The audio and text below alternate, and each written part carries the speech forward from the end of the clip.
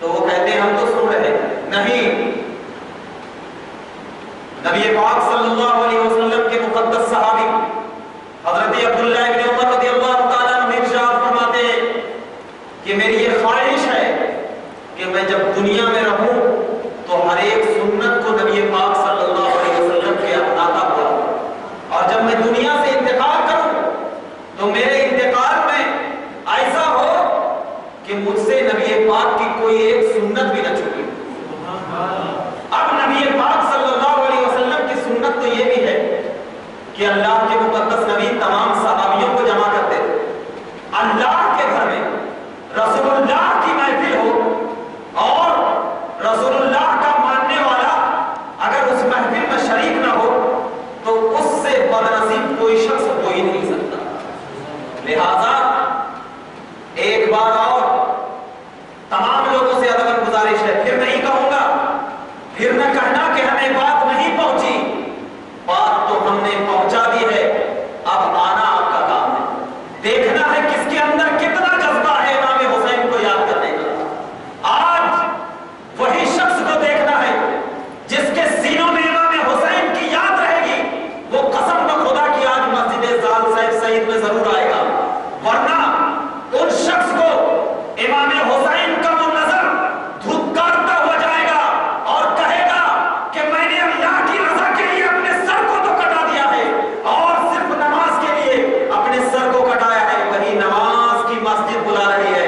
آ جاؤ مسلمانوں، آج جتنا لینا ہے، آج جتنا نیکیاں بروٹنا ہے اپنے سینوں میں لے لو، ورنہ کل مت کہنا کہ امام حسین کی یاد منانے کے لیے شخص بلایا نہیں گیا تھا. آج انشاءاللہ تبارک و تعالی آج آپ لوگوں سے یہی ادب گزارش ہے کہ آپ آئیے اور چند باتیں سیکھ کر جائیے. انشاءاللہ ہم تمام لوگ یہی جب یہاں سے اٹھیں گے تو امام حسین کی یاد کو سینے میں لے کر اٹھیں گے. آئیے کچھ عرض و معروف کرنے سے بہتر اور مناسب یہی ہے کہ سب سے پہلے ہم سب کے آقا و مولا نبی آخر الزمان تاجدار انبیاء فخر رسولہ محمد عربی صلی اللہ علیہ وسلم کی بارگاہ میں پناہ میں ہدیہ درود پیش کریں اور بابا سے بلند پڑھیں. اللہم صلی علی سیدنا و شفیعنا حبیبنا مولانا محمد بارک وسلم صلاۃ و سلام علیک یا رسول اللہ، صلاۃ و سلام علیک یا حبیب اللہ صلی اللہ تعالی علیہ وسلم. محرم الحرام کئی وجہ سے فضیلت کا باعث ہے، اور جب بھی ماہ محرم ہمارے قریب آتا ہے امام حسین کی یاد ہمارے نظروں میں، ہمارے سینوں میں گونجنا شروع ہو جاتا ہے. کیا وجوہات ہے؟ ہمارے والد کا انتقال ہو گیا، ان کی یاد کو مناتے ہیں، 40واں کرتے ہیں، برسی کرتے ہیں.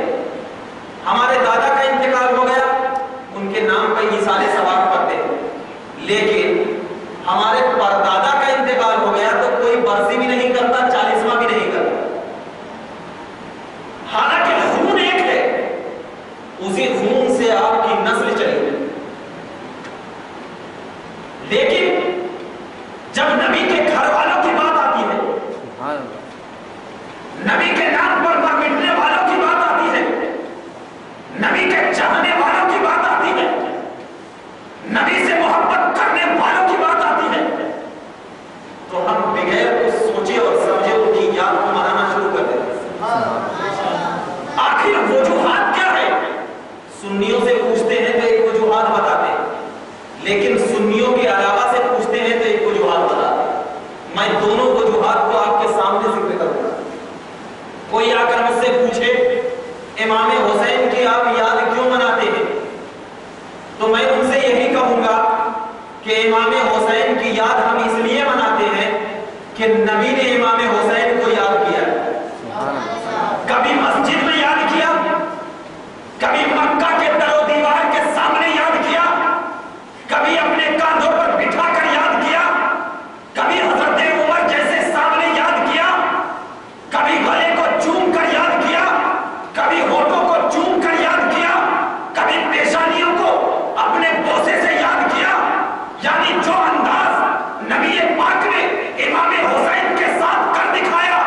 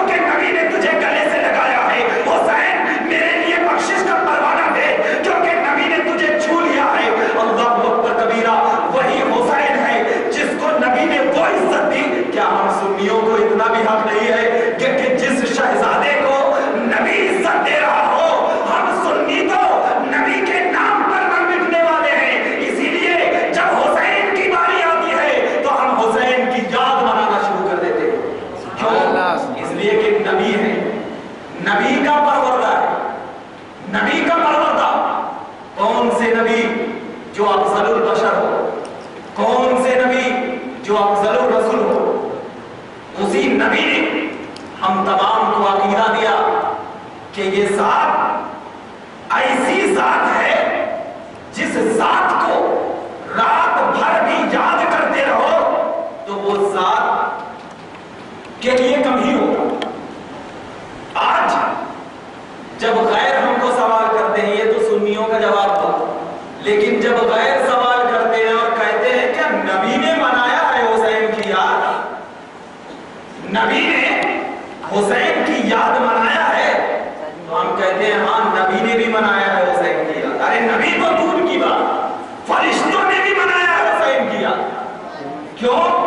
जब आपको मालूम होगा कि हदीस पाक में है कि हजरत फातिमा रज़ियल्लाहु ताला अन्हा के बतने मुबारक में जब हुसैन थे तो फरिश्ते उनके इर्द गिर्द घूमते थे।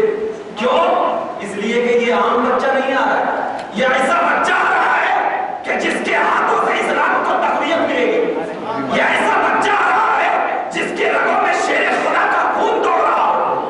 तो उसको फरिश्ते पैदा होने से पहले जिसकी ताज़ीम कर रहे हो, पैदा होने के बाद नबी ने खजूर बांटा। सुभान अल्लाह। नबी ने खजूर बांटा। पता ये खजूर बांटना किसके है? याद बनाना हुआ नहीं हुआ? कोई शख्स खजूर अगर बांटता है, मेरे घर में बच्चा पैदा होता है या हॉस्पिटल में हो जाए तो पूरे नर्स को खजूर खिलाते हैं या मिठाई खिलाते हैं। उस वक्त खजूर बहुत अच्छा था, खजूर का दौरा था मक्कातुल मुकर्रमा मदीनतुल मुनव्वरा। ये खजूर तो बेहतरीन चीज है, आज हमारा मिठाई बांट देते। क्यों? पैदा हुआ। कौन सा बच्चा? वही बच्चा के कल बाप को लात मारेगा, वही बच्चा पैदा हुआ, उसके लिए मिठाई बांट रहे हो। जो बच्चा बड़ा होकर बाप की नाफरमानी करने के लिए काबिल बना रहा, उसके लिए मिठाई बांटने को तस्लीम। और जो बच्चा इस्लाम को अपने हाथों में लेकर मैदानी कारज़ार में यजीदियों को ललकार कर अगर गए तो हम उसकी याद भी ना मनाएं। वो याद ना मनाएंगे जिसे इस्लाम से मोहब्बत ना होगा, हम तो याद मनाएंगे क्योंकि हमें इस्लाम से मोहब्बत है। अभी मैं आपके सामने आयत करीमा में नहीं आया, आपको मैं हकीकत बता रहा हूं, याद हुसैन की हकीकत बता रहा हूं। और ये मत सोचिए कि हम लोग यहाँ पर 4 लोग हैं तो मजा नहीं आएगा, नहीं। कम फिअतिन कलीलतिन ग़लिबत फिअतुन कसीरा। सुभान अल्लाह, सुभान अल्लाह, सुभान अल्लाह। नहीं सोचिए, जंगे बद्र में 313 सहाबे किराम थे, नबी के साथ थे। किनके साथ? नबी के साथ थे। आप लोग जागते रहना और जागने का सबूत देना, तभी मैं बैठूंगा, वरना फौरन खत्म। इंशाअल्लाह सामने आ जाइए, मजा आएगा इंशाअल्लाह। 313 नबी के साथ और कुफार 2000 से भी ज्यादा।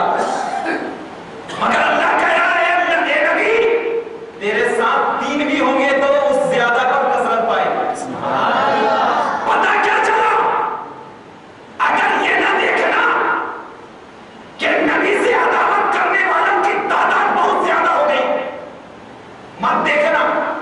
ये देखना कि नबी से मोहब्बत करने की तादाद अगर 1 होगी तो जंगे बद्र की तरह कसम खुदा की और मस्जिद साल शहीद में परवरदिगार आलम के रसूल के सजदे में अल्लाह ऐसे फरिश्तों को भेजेगा जो तुम्हारी आंख नहीं देख सके, मगर मदद जरूर करेगा।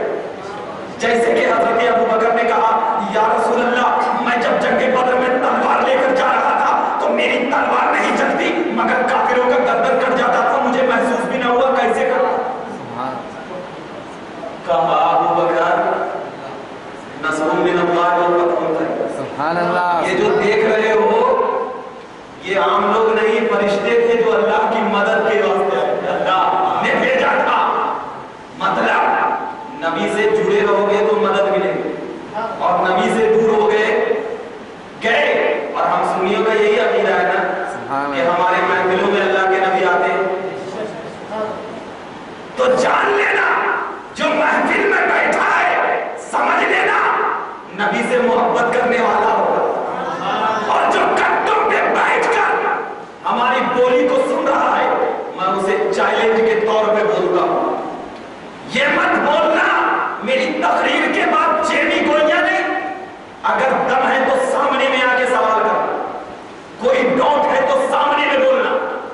پیچھے تو بکری بولتا ہے، سامنے شیر بولا کرتا ہے۔ سامنے بولنا اگر کسی کو اعتراض ہے میری تقریر میں، پیچھے مت بولنا، چیمی گوئیاں نہیں کرنا، ورنہ نفاق کی صورت آ جائے گی اور منافق کہلاؤ۔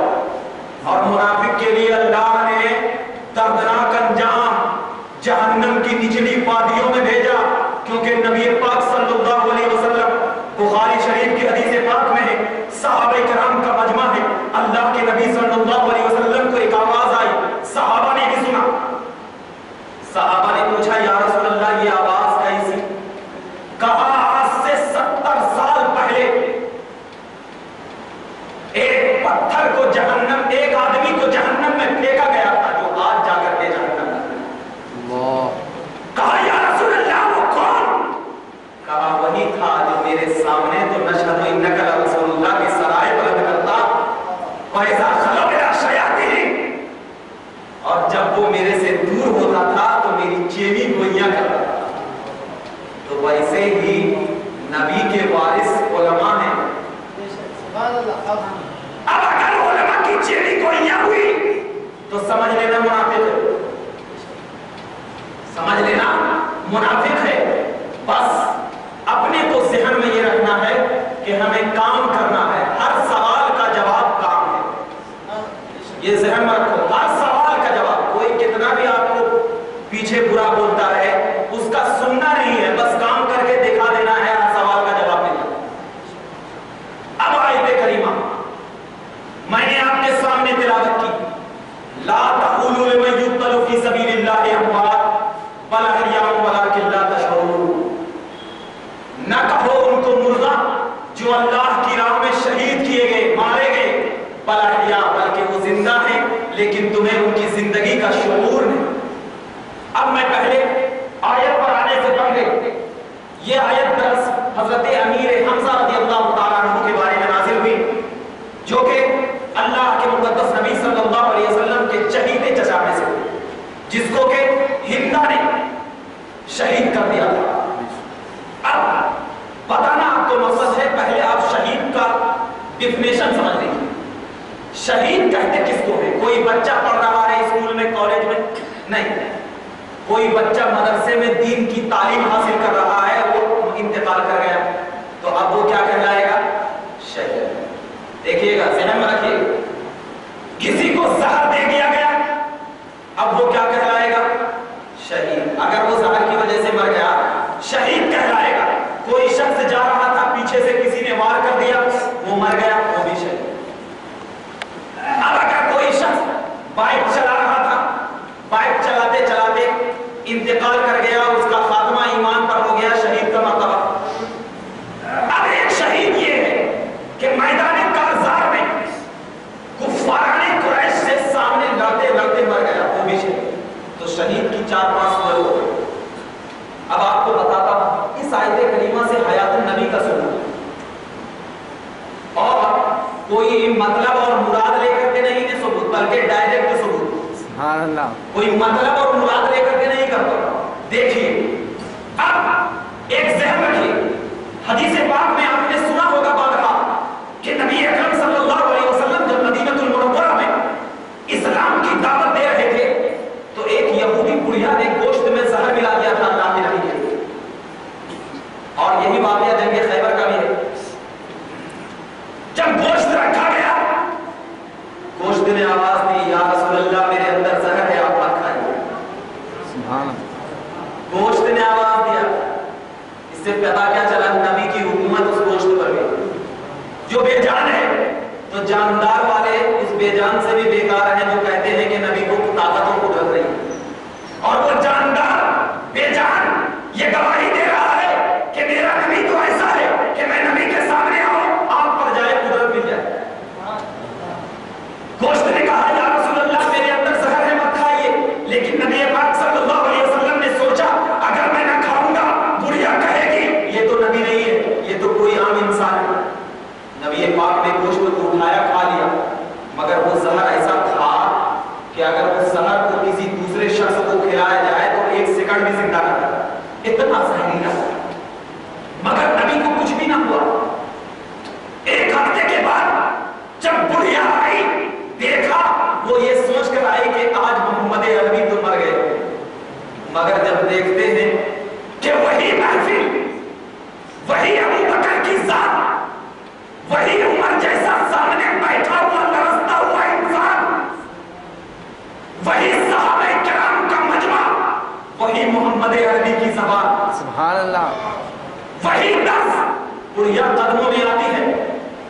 آتی ہے، کہتی ہے یا رسول اللہ میں آپ کو رسول مان گئی، میں آپ کو نبی مان گئی، مجھے کلمہ پڑھا کر ایمان لے آئی۔ بڑھیا کو کلمہ پڑھایا گیا، ایمان آ گیا۔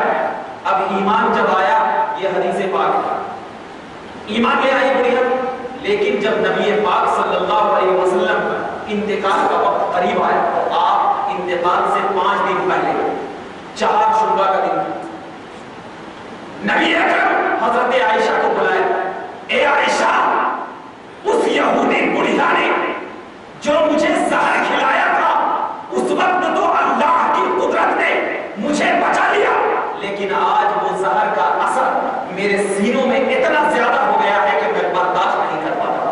اللہ، اسی زہر کی اثر کی وجہ سے آج مجھے موت آ جائے گی۔ امام راضی فرماتے ہیں تفسیر کبیر گواہ ہے کہ نبی اکرم صلی اللہ علیہ وسلم کو انتقال جو ہوا اسی زہر کی وجہ سے، کس کی وجہ سے ہوا؟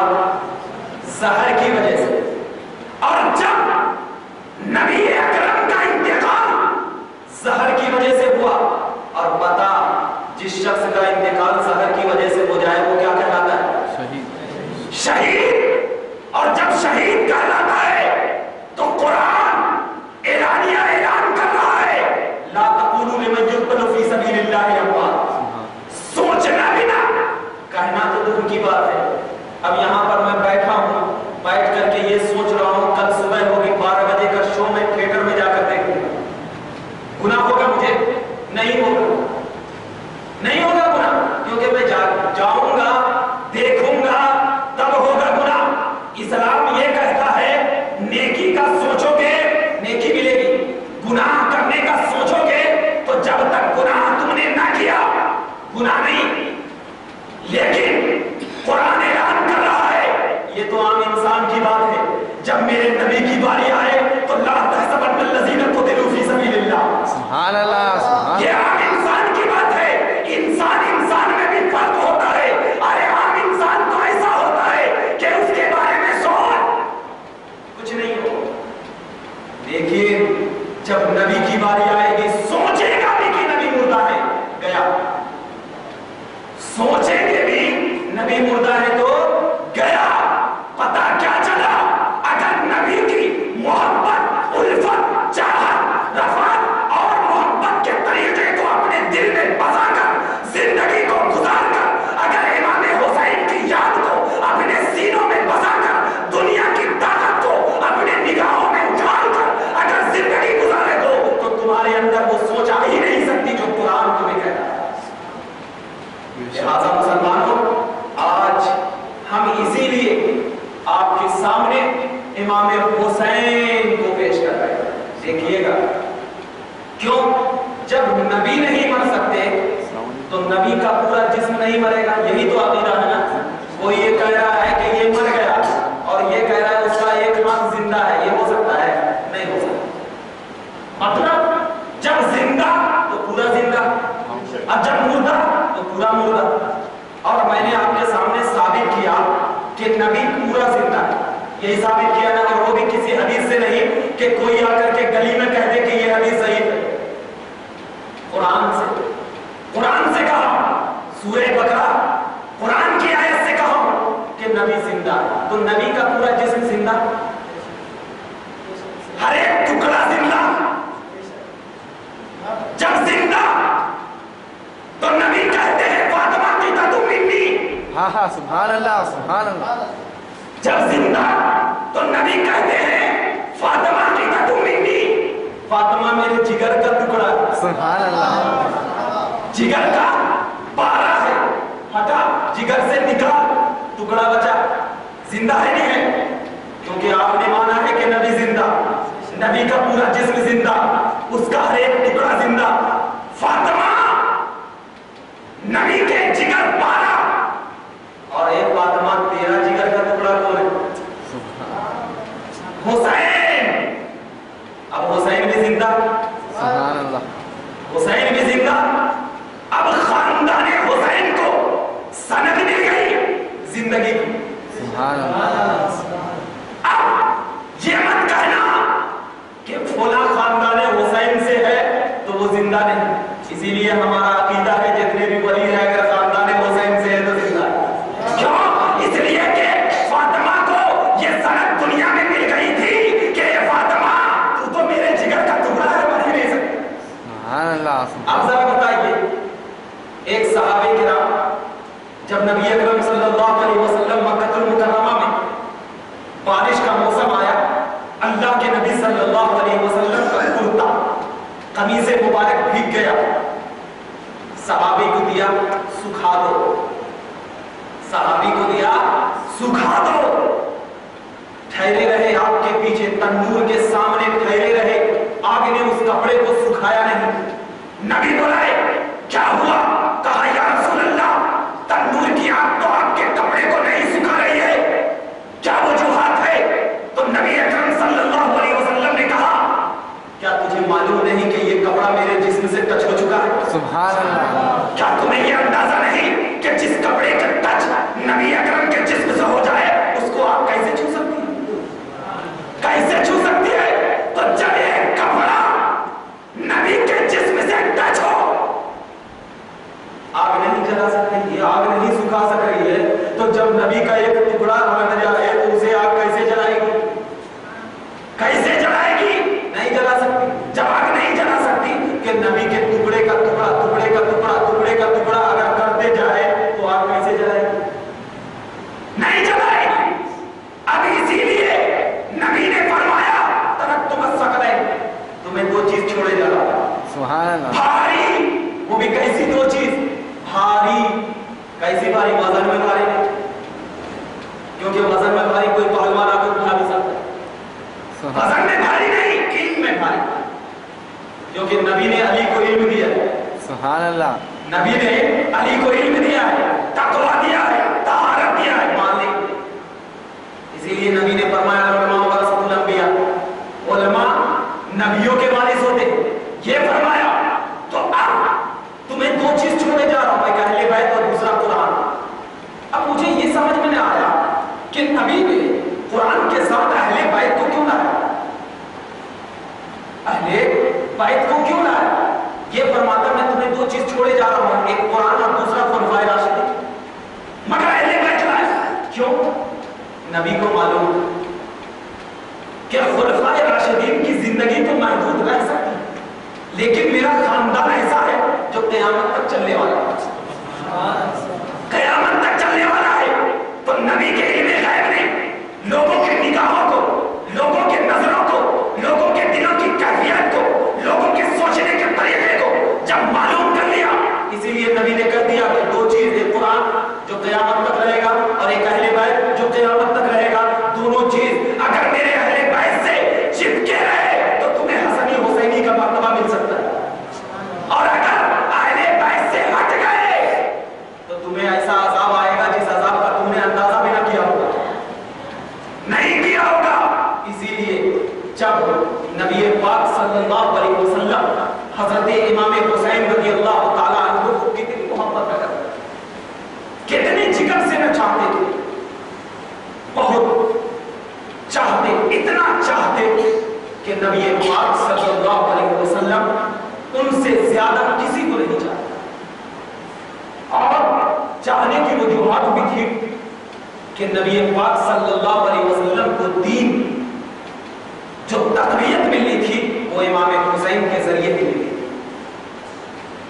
آج ایک اعتراض کرتے ہیں, حسین کیا ہے, حسین کیوں اتنا بڑھاوا دیتے ہو حسین کو؟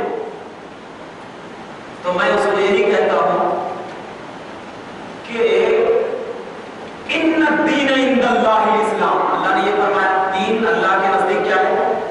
اسلام. تو دین کو تو کوئی مرتبہ دے گا, بڑھاوا دے گا.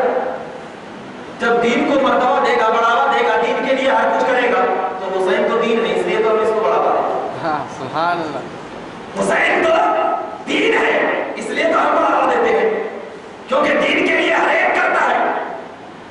دنیا کے لیے تو دنیا دار کرتے ہیں اور دین کے لیے دیندار کرتے ہیں. اسی لیے جو حسین کو بڑھاوا دے رہا ہے سمجھ لینا دیندار ہے, اور جو حسین کو گھٹانا ہے समझ लेना वो दुनियादार है। इसीलिए मस्जिद नबवी है, सजदा गाहे नबी है, पेशानी नबी, जिक्र इलाही में जमीन नियाज को टिकाए हुए है, खुदा की निगाह, खुदा की चाहत को मुस्तफा अपनी निगाह में बसाए हुए है, नमाज में मसरूफ है। इमाम हुसैन आते हैं, कांधे पे बैठ जाते हैं। इमाम हुसैन के इस बैठने को नबी इतना पसंद किया कि अब नमाज एक तरफ, हुसैन की मोहब्बत एक तरफ। नबी ने सजदा को तवील कर दिया, किस लिए? हुसैन के लिए, हुसैन के लिए। अब एतराज कोई करने वाला कर सकता है कि नमाज को नबी ने नमाज से तवज्जे को हटाकर हुसैन की तरफ मुतवज्जे हो गए, तो नमाज तो दीन है और हुसैन दुनिया है, और नबी दीन के लिए नमाज पढ़ता है, दुनिया के लिए नहीं। तो उससे यही कहना कि नमाज भी दीन है और हुसैन भी दीन है, नमाज भी दीन है और हुसैन भी दीन है। अरे नमाज तो नबी के सदके में मिली और हुसैन तो नबी के तुफैल में मिली। नबी की जात अलग है और नबी की बात अलग है। जब जात की बारी आए और बात की बारी आए तो जात को तरजीह दिया जाता है, क्योंकि जब तक जात को नहीं मानेंगे तो बात को कैसे मानेंगे? सुभान अल्लाह। पहले तो जात को मानना होगा ना, तो जब जात को मानना होगा, इसीलिए इमाम हुसैन को अपने कांधों पर बिठाकर अल्लाह के मुक़द्दस नबी सल्लल्लाहु अलैहि वसल्लम ने इतनी मर्तबा, इतना तक़नीयत दिया और ये बता दिया कि हुसैन ये आम इंसान नहीं, ये ऐसा है जिसके रगों में शेरे खुदा का खून दौड़ रहा है। ये हुसैन ये आम ऐसा नहीं, अरे ये ऐसा है जिसके पेशानी में नबी का होंठ लगा है। ये हुसैन ये आम नहीं, जिसके होंठों पे नबी का होंठ लगा है। अरे फरिश्ते जिस होंठ को सलाम कर रहे हो, फरिश्ते जिस होंठ को बोल रहे हो, फरिश्ते जिस निगाहों को चाह रहे हो, उसी निगाह को हुसैन की याद में सरकर्दा करने का नाम नबी पाक की जात पर। जब नबी पाक हजरत इमाम हुसैन को लेकर चले मदीनतुल मुनव्वरा में, अल्लाह के नबी सल्लल्लाहु अलैहि वसल्लम हजरत हुसैन को कांधे पर बिठा लिया और चलने लगे। हजरत उमर पीछे थे। या रसूल अल्लाह, क्या बेहतरीन सवारी। कहा या रसूल अल्लाह, सवारी क्या ही बेहतरीन है। तो नबी पाक ने क्या जवाब दिया? सवारी को मत दे, सवार कितना अच्छा है। मतलब यह है कि हुसैन की जात को खुद नबी ने बढ़ाया, हुसैन की जात को खुद नबी ने बढ़ाया, और इतना बढ़ाया कि यहां तक कह दिया कि हुसैन जन्नती नौजवानों का सरदार है। अब कोई ये मत समझे, ये तो है बात सही है कि जन्नती नौजवानों का सरदार है और जन्नत में सारे के सारे लोग नौजवान होंगे, तो क्या नबी का भी सरदार होगा हुसैन? क्या सिद्दीक का भी सरदार होगा हुसैन? नहीं। जिनका जो मर्तबा है वो अपने मर्तबे में रहेंगे। इमाम हुसैन के बाद जितने भी लोग होंगे उनके सरदार इमाम हुसैन। कोई ये एतराज ना करे कि इमाम हुसैन जन्नती नौजवानों के सरदार हैं, तो अब सरदार की वजह से अब उनको नबियों या सिद्दीकों के सरदार कहा जाए, ऐसा नहीं। लिहाजा जन्नती नौजवानों का सरदार है। इसी वजह से जब हुसैन को कोई तकलीफ पहुंचती तो फरिश्ते भी रोना शुरू कर देते। क्यों? इसलिए कि हुसैन एक ऐसी जात का नाम है जिस जात की मोहब्बत में नबी ने अपनी जिंदगी गुजारी, जिस जात की उल्फत में नबी ने अपनी चाहत को कुर्बान कर दिया। क्यों?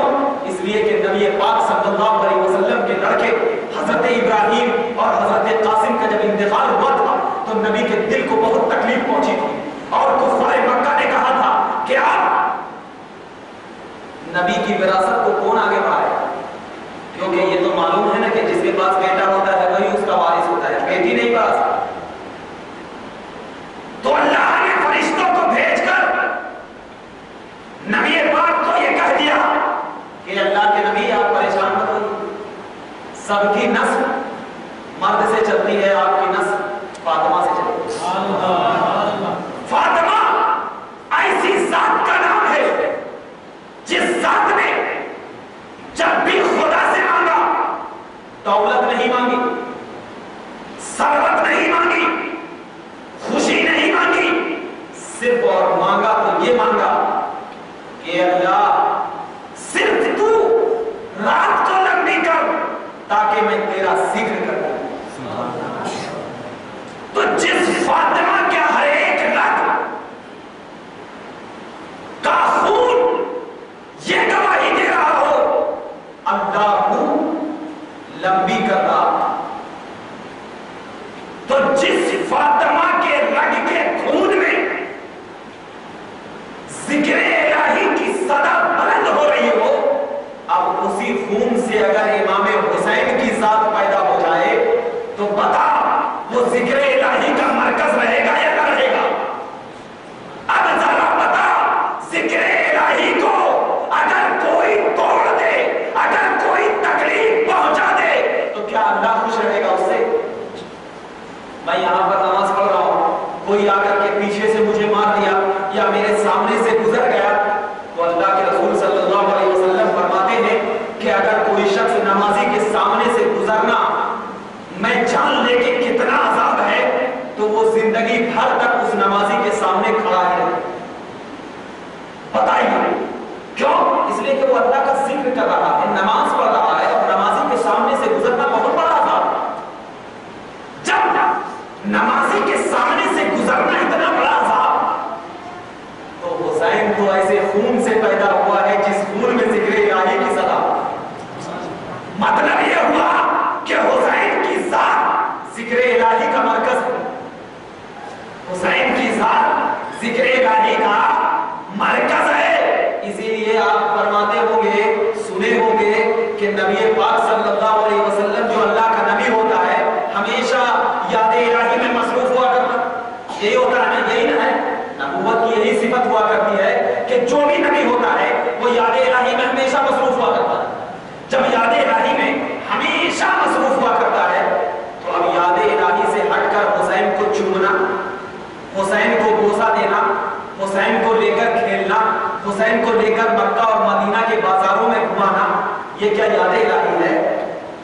तो नबी ने हुसैन को इन तमाम चीजों से घुमा करके ये अकीदा दिया कि हुसैन जिक्र इलाही का मरकज है।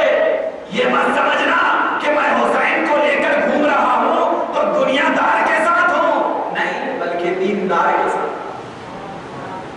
तो हुसैन ऐसी जात का नाम है जिस जात को किसी फरिश्ते ने भी मायूस नहीं किया, जिस जात को खुदा ने भी मायूस नहीं किया। आप हमेशा मिशकात शरीफ की हदीस पाक बारहा सुनते होंगे कि जब इमाम हुसैन ने एक तख्ती में लिखा और इमाम हसन ने एक तख्ती में लिखा, और दोनों ले जाकर के अपनी वालिदा के पास गए और पूछा, अब वालिदा जान बताइए किसकी लिखावट अच्छी है? अब वालिदा सोचने में मसरूफ हो गई, अगर मैं हुसैन की कह दिया तो हसन का दिल दुखेगा, अगर हसन का कह दिया तो हुसैन का दिल दुखेगा। कहा, बेटा अपने वालिद के पास जाओ जिसको कि नबी ने तुम्हें इल्म का दरवाजा कहा, जाओ वही फैसला करेंगे, मैं नहीं कर सकती। दोनों भाई दौड़ते हुए अपने वालिद की बारगाह में गए और कहा, अब्बू जान जरा बताइए तो सही किसकी लिखावट अच्छी है? अब्बू जान ने कहा, ए हुसैन, अगर मैं तेरी लिखावट को अच्छा कहा तो हुसैन की तकलीफ, हसन को तकलीफ होगी, और मैं अगर हसन की लिखावट को अच्छा कहा तो हुसैन को तकलीफ होगी। जा अपने नाना जान के पास जा, जो मालिक जन्नत है, जो शफीए महशर है, जो तमाम फैसला करने वालों का फैसलादार है, उनकी बारगाह में जा। वहां से कोई शख्स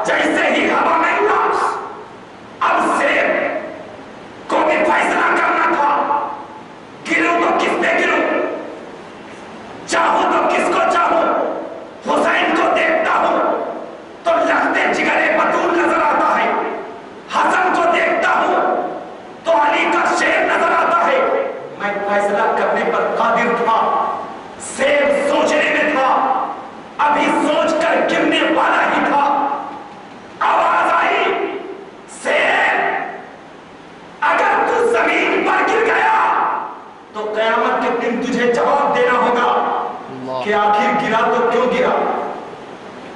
کیا وجوہات ہے جس کا فیصلہ فاطمہ نے نہ کیا، جس کا فیصلہ علی شیر خدا نے نہ کیا، جس کا فیصلہ نور مجسم نے نہ کیا؟ تجھے کس نے حق دے دیا ہے کہ تو فیصلہ کر لے؟ صرف سوچو بچار رہے، اگر تجھے بچنا ہے قہر الہی سے تو آدھا حسن پہ گر اور آدھا حسین پہ۔ سبحان اللہ۔ وہ کہنے الہی دیا سیب کی خوشی کے مارے وہ سیب کی رشک کرتا ہوا آدھا امام حسن کی تختی پر اور آدھا حسین کی تختی پر جب گرا، قسم بخدا کی عقیدت گواہ دیتی ہے، عقیدت جھنجھوڑ اٹھتی ہے کہ وہ سیب اس سے زیادہ کبھی رشک نہ کیا ہوگا، وہ سیب اس سے زیادہ کبھی برکت والا نہ ہوا ہوگا کہ جس فیصلے کو فاطمہ نے نہ کیا ہو، جس فیصلے کو علی نے نہ کیا ہو، جس فیصلے کو نبی کے مسکراہٹ نے کیا، جبرائیل کے حکم نے نہ کیا، خدا کی ذات نے سیب کو حکم دے کر بتا دیا عظمت چاہتے ہو تو حسنی حسینی بن کر رہنا، اور نفرت چاہتے ہو تو حسنی حسینی سے جدا ہو جانا، تمہیں نفرت خدا مل جائے گا۔ اور اگر محبت الہی نے اپنی زندگی کو گزار کر حسن حسینی کو اپنے دلوں میں بسا کر حسن کی نگاہ کو اپنی نگاہوں میں سجا کر اپنی زندگی کو سنوارنا چاہتے ہو تو ان سے چپکے رہ جانا، زندگی سمجھ جائے۔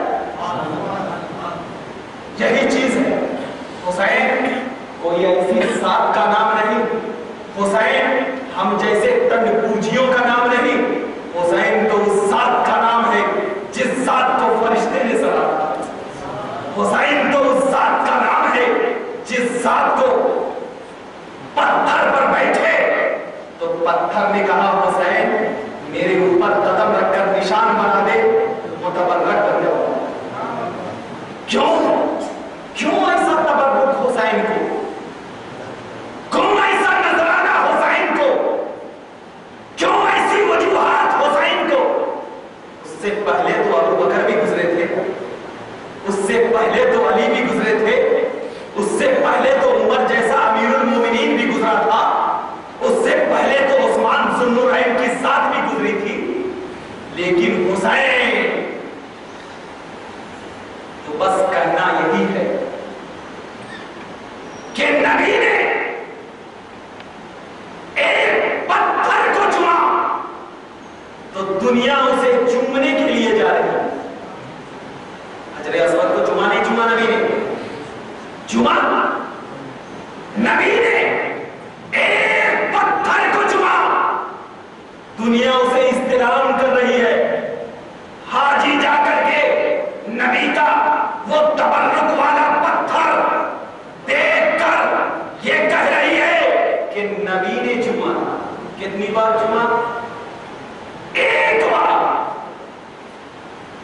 تو اتنی عظمت کہ پورا دنیا اس پتھر کے ارد گرد چکر لگا کر بھیڑ میں ہو تو دور سے بھی کر دے نبی کی سنت ادا ہو جائے، نبی کی سنت ادا ہو جائے گی۔ تو جب ایک مرتبہ ایک پتھر کو نبی نے چوما، پوری دنیا جا رہی ہے اس کے پاس، پوری دنیا جا رہی ہے اس کے پاس۔ حسین کا اٹھنا نبی کی گود میں تھا، حسین کا سونا نبی کی پہلو میں تھا، حسین کا جاگنا نبی کے دست پر تھا، حسین کا دیکھنا نبی کی آنکھوں میں تھا۔ نبی نے اٹھتے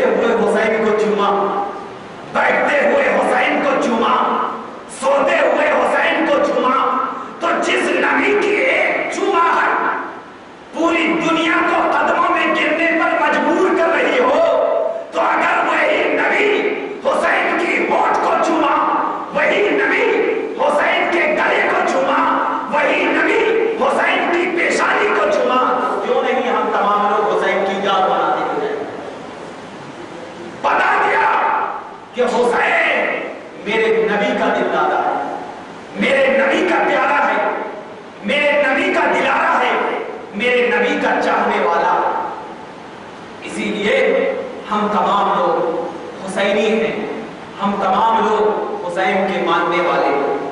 اب جب حسین کے ماننے والے ہیں تو حسین جیسی خصلت پیدا کرنا، کیوں؟ اگر حسین جیسی خصلت پیدا کرو گے تمہیں حسینی کہا جائے گا، فاروق جیسی خصلت پیدا کرو گے تمہیں فاروقی کہا جائے گا، عباس جیسی خصلت پیدا کرو گے تمہیں عباسی کہا جائے گا، سنت جیسی خصلت پیدا کرو گے تمہیں سنی کہا جائے گا۔ جس کی جو خصلت ہوتی ہے اس کو وہی حکم دیا جاتا ہے۔ مگر ہم پوچھتے ہیں کہ یہ خصلت پیدا کریں تو کیسے کریں؟ یہ خصلت اپنے سینوں میں بسائیں تو کیسے بسائیں؟ تو یہ ہمارا سوال کرنا بالکل درست ہے، مگر اس سوال کا جواب کسی ملا کی کتاب میں نہیں ملے گا، بلکہ اس سوال کا جواب ڈھونڈنا ہے تو رسول اللہ کی کتاب میں ڈھونڈو، ملا کی کتاب میں نہیں، رسول اللہ کی کتاب میں۔ رسول اللہ کی کتاب حدیث پاک گواہ دیتی ہے۔ 55 کا زمانہ ہے، بارہا یہ واقعہ میں نے آپ کو سنایا، لیکن موضوع جب آ گیا تو آپ کو پہچان بتا رہا ہوں، سبحان اللہ سبحان اللہ، پہچان بتا رہا ہوں کہ کس کی کیسی پہچان ہونی چاہیے۔ بارہا یہ واقعہ سنا ہوگا، رسول اللہ کی کتاب ہے، اللہ کے مقدس نبی کی زبان ہے، اللہ کے مقدس نبی کے مقدس شہزادے حضرت امام حسین کا بچپن ہے، عبداللہ ابن عمر کا بھی بچپن ہے، سبحان اللہ، دونوں بچے مگر عقل کے بہت سچے، سینوں میں نبی کا عشق، زبانوں پہ نبی کی محبت، بچے ہیں لیکن دل کے سچے ہیں۔ ہم جیسے نہیں کہ بچہ ہو گیا تو گھر کا کوئی دروازہ چرا کر لے کر چلا جائے یا کوئی بیچ دے، باپ کو بھی بیچ کے کھا جائے گا آج کل کا 8 سال کا بچہ۔ کیوں؟ اس لیے کہ ان کے باپ نے اس بچے کو بچپن سے تعلیم رسول نہیں کیا۔ کیوں؟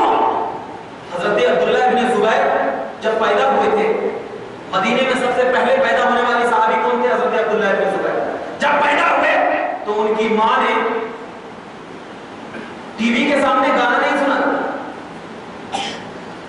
ان کی ماں نے ٹی وی کے سامنے ٹی وی کھول کر نہیں دیکھا، بلکہ ان کی ماں سب سے پہلے اپنے بچے کو نبی پاک صلی اللہ علیہ وسلم کی گود میں لے جا کر ڈال دیا، کہا یا رسول اللہ یہ بچہ تو علم والا اسی وقت بنے گا جب آپ کے لعاب دہن اس بچے کے منہ میں پڑ جائے گا۔ عبداللہ بن زبیر پیدا ہونے والے پہلے صحابی، وہی عبداللہ